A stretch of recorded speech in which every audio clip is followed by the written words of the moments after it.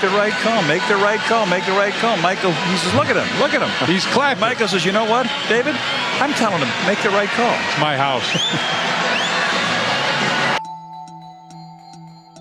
In the 1997-98 season, the Chicago Bulls were playing through their last dance. Everyone remembers the game winner by Michael Jordan in Utah as MJ held up 6 fingers. People remember the drama of Scottie Pippen missing the first portion of the season, and they, of course, remember the story of Dennis Rodman's trips to Las Vegas. But what many don't remember is the early season battle between the Bulls and the San Antonio Spurs. Expectations for the Spurs were high coming into the season for 2 reasons. First, Spurs star David Robinson was back and healthy after playing in just 6 games in the 1996-97 season thanks to injury.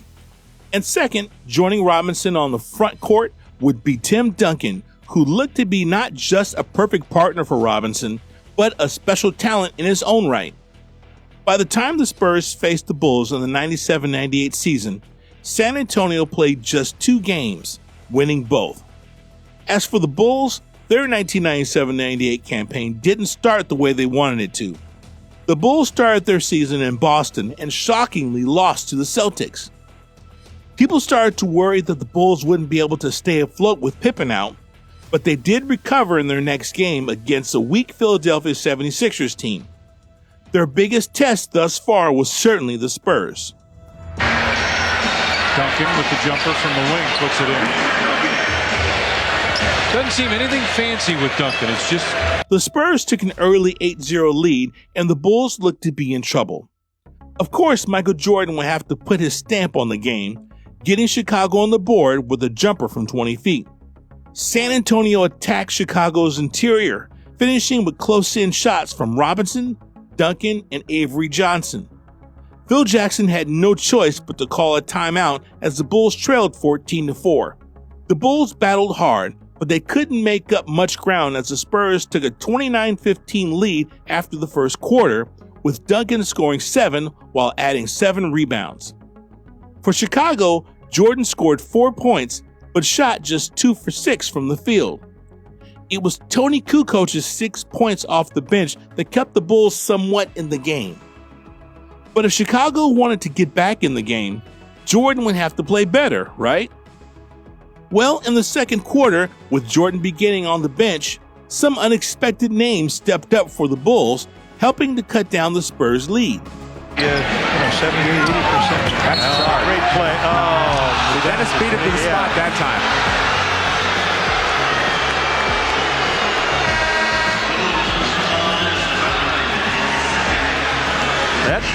That time it looked like Dennis had I thought he might do something on that last play, but right here he takes the good position. That's charge. He lowers his shoulder, out of control. After Robinson scored the first bucket of the second quarter, Judd Buechler nailed a 3 for the Bulls. About a minute later, Steve Kerr drained a 3-pointer. Next up, Ron Harper made a layup, and Joe Klein hit 2 shots for Chicago. Kerr would add a 20-foot jumper with 5:55 remaining in the second as Chicago cut the lead to 10, trailing 39-29. Jordan finally re-entered the game, but his struggles continued as he missed his first shot of the second quarter. Buechler came through for Chicago again as he hit yet another 3-pointer to cut San Antonio's lead to 39-32. The remaining of the first half would see just 9 points scored as the Spurs took a 45-35 lead in the halftime. With just 5 points on 2 for 9 shooting in the first half, you would know Michael Jordan would pick up the pace in the second half to help bring his team back into the game. MJ would do just that at the start of the third quarter, finishing a beautiful 2-handed slam dunk thanks to a nice pass from Longley. Looking for Michael, he cuts around Elliott. Jordan would start to get hot as he'd nail his second straight shot, this time a jumper from 22 feet. Jordan's jumper cut the Spurs' lead to 47-39, but Robinson would score San Antonio's first bucket of the second half with a nice flip shot in the paint over the outstretched hands of Longley. Jordan would eventually break free for a monster slam dunk, citing a roar from the crowd. MJ, rocker step. No stopping that one. The third belonged to Jordan, as he scored 14 in the quarter, while San Antonio scored just 12 as a team. Now backs it off. Michael goes baseline. Come on, man. That didn't touch any board at all. You'd think the only way you could get it up. Yeah, that's right. Yeah. We're going to miss Craig Elo, huh? 48-46. It's a two-point game, and it can be tied right there. Hey. San Antonio needs a timeout, and they take it. 6:05 left in the third. They're on their feet at the United Center. The Bulls are tied with San Antonio. The Bulls have turned up the defensive pressure in the second half after the free throw. The trap, Michael gets a piece of the ball, and Jason bats it back to him. A quick jumper in the lane. The fourth quarter would start with the Bulls' Tony Kukoc getting hit with a technical foul. After Elliott missed a technical free throw, Kukoc made up for his mistake by making a jumper. The Spurs now led 57-55. The two teams would continue to struggle to score, as this game was truly a defensive slugfest. The ball down and looks. Spin move, blocked by Adel. He's fouled. Bulls ball. Okay, 113. Bulls down by one. But Dennis forced him out on the floor that time a little bit further. With 16 seconds remaining in the game, the Spurs led 73-70 thanks to Duncan's perfect 3-for-3 shooting in the fourth. Jordan, however, struggled, being scoreless in the fourth, missing on all 9 of his shot attempts. Rodman was doing his part for the Bulls, helping to keep Chicago close, scoring 3 points in the fourth while grabbing 4 rebounds, including 2 on the offensive end. The last 10 seconds of the game would be a frenzy. First, Jordan's jumper was blocked by Robinson, but Longley grabbed the ball and tossed it right back to Jordan.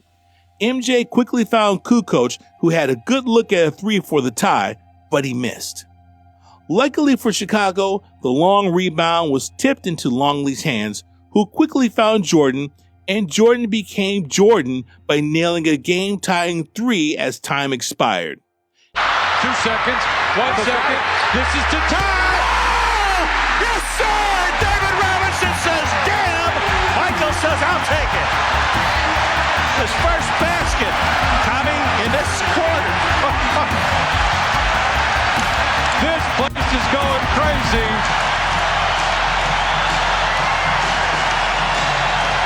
We're going to overtime at the United Center.